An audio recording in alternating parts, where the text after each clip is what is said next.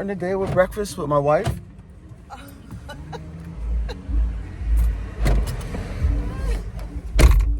Going to get a breakfast at La Vida. It's always good to catch up and get aligned. Hey!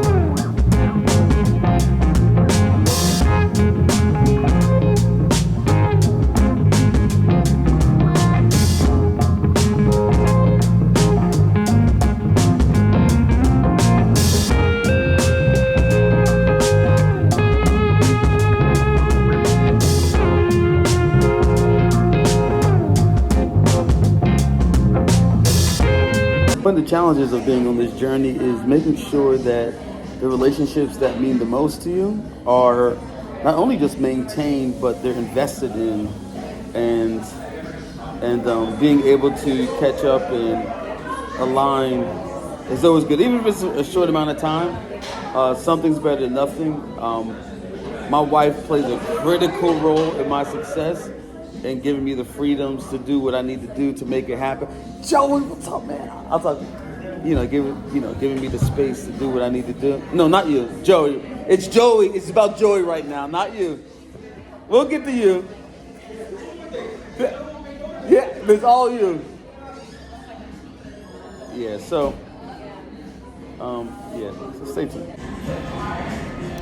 So if you've been following along, you know I did my first office hours a few episodes ago, and I went into the situation not really knowing what the outcome was gonna be, and wake up this morning, and get this message from Ruben, basically saying, Tremayne, I love it. Your Revcardo business is interesting and maybe good service I can offer to my clients.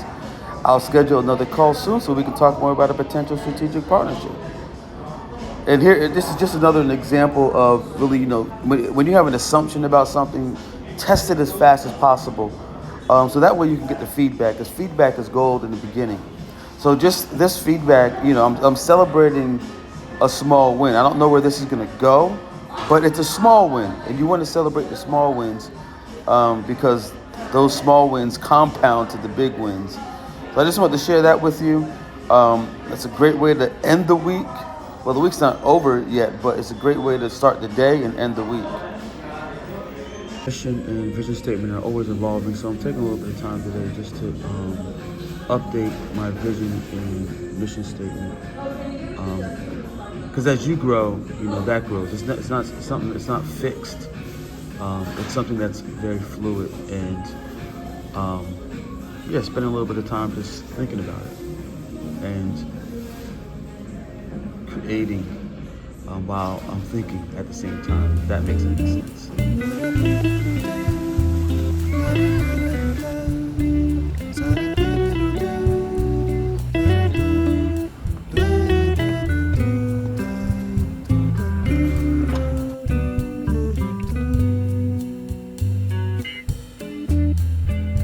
Decided to come and take a stroll in the museum today.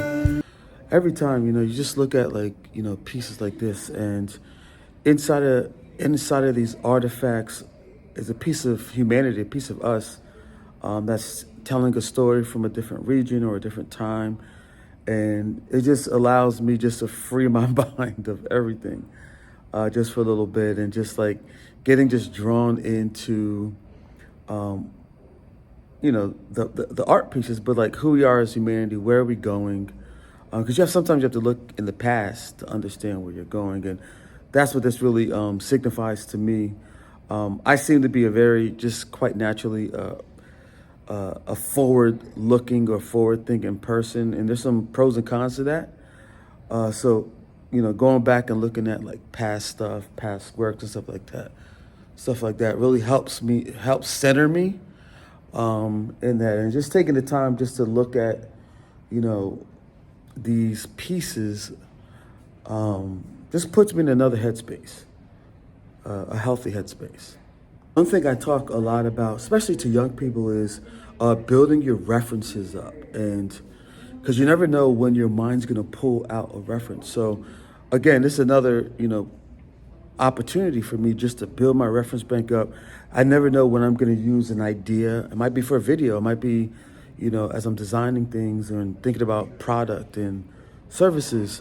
Like you just never know where references are going to come from. So if I see something that stands out to me and I don't really know why, I'll either take a picture of it or like write a quick note, so that I can maybe go back and look at it, because sometimes your intuition is trying to point you in a certain direction, and it comes in like a little whisper, and you got to listen to it and say why, and ask yourself, why am I drawn to this? Why am I drawn to this? And you might not know in that moment, but there's a reason why you're drawn to it, and that's the whole fun part. That's the fun part.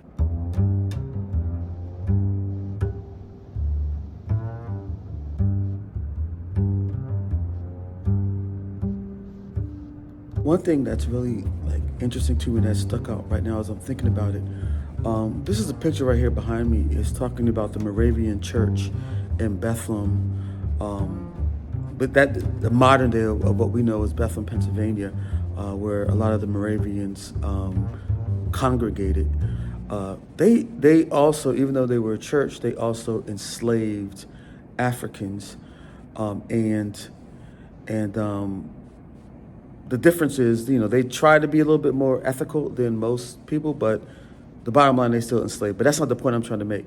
The point I want to make here is that just the mere fact of being human, it's almost like we have this innate thing to want to, to want to automate work through labor, and it just made me think about how I use these AI agents. And I named them, and I have these AI agents that are working on my behalf. And my prediction, this is a prediction, 20 years from now, 30 years from now, like there's going to be, people fighting for robot rights, because, they're going to be in servitude to us humans. It's going to be similar to what it was like with the abolitionists. There's going to be abolitionists for robots.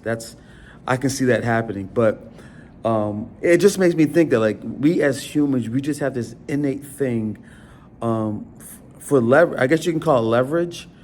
And I'm being very objective about it. I'm not taking away from the institution of slavery here in America. I'm not talking about that. The point that I'm really trying to make, and I want to be clear about, is this innate thing we have as humans to want to leverage people to do work. And fast forward, here we are in 2024, and I'm doing these videos talking about I have these AI agents that I name. And even I looked at some of the slaves that they had. They would baptize them, and they would give them a European or a biblical name, and even change their name and everything. And it made me think about how I use these AI agents, and I'm naming them. So I don't know, just a thought.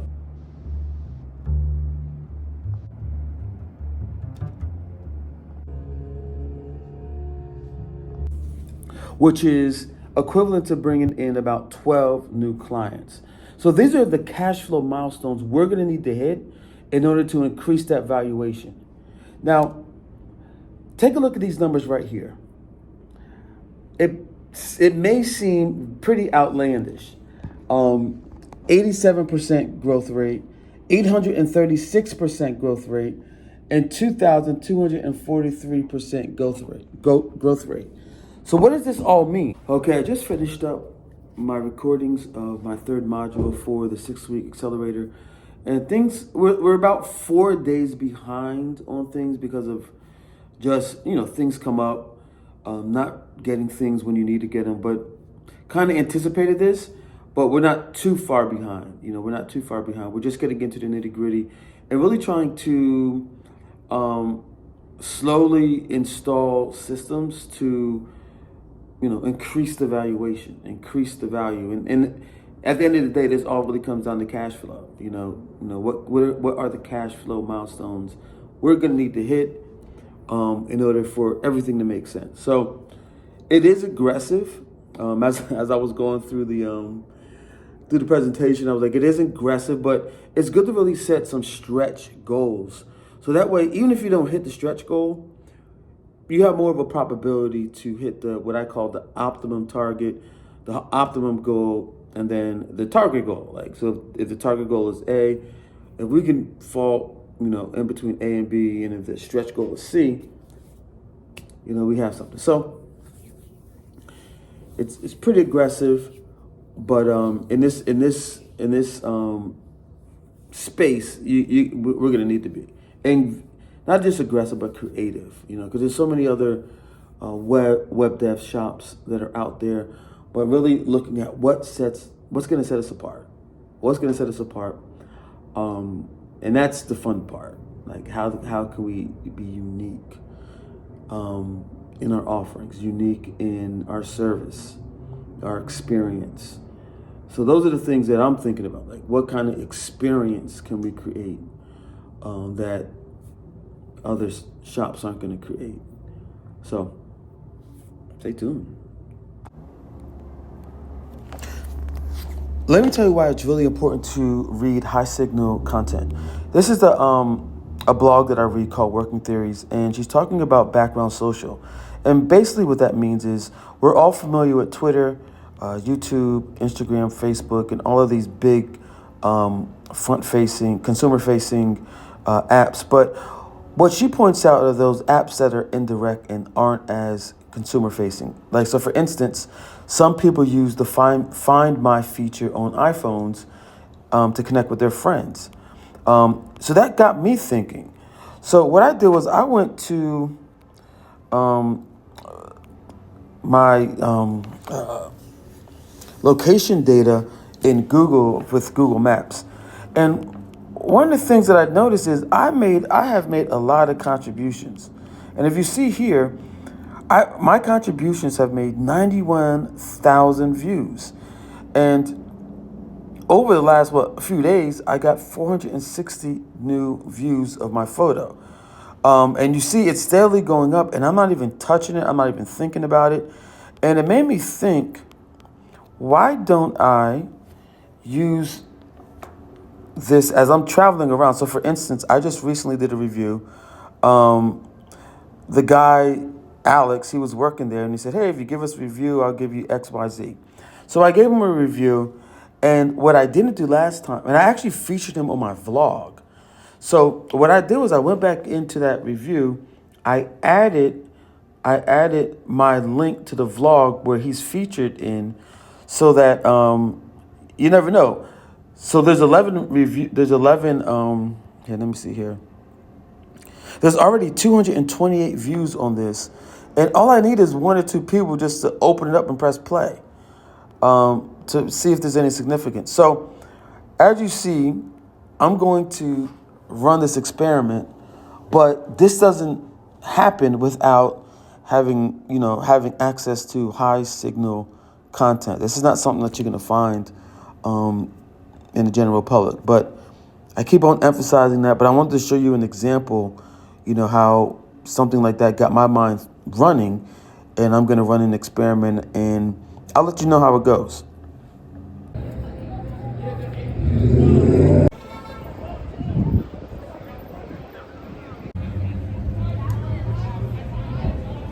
All right, so I am done for the day.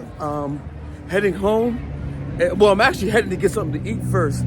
But anyway, if there's anything in this video that resonated with you, we'd love to hear from you. If you look at my descriptions, I have open office hours Tuesdays and Thursdays for about 15 minutes. We'd love to get to know more about you, what you're doing. Like I said, we're building a network, building a community of like-minded people.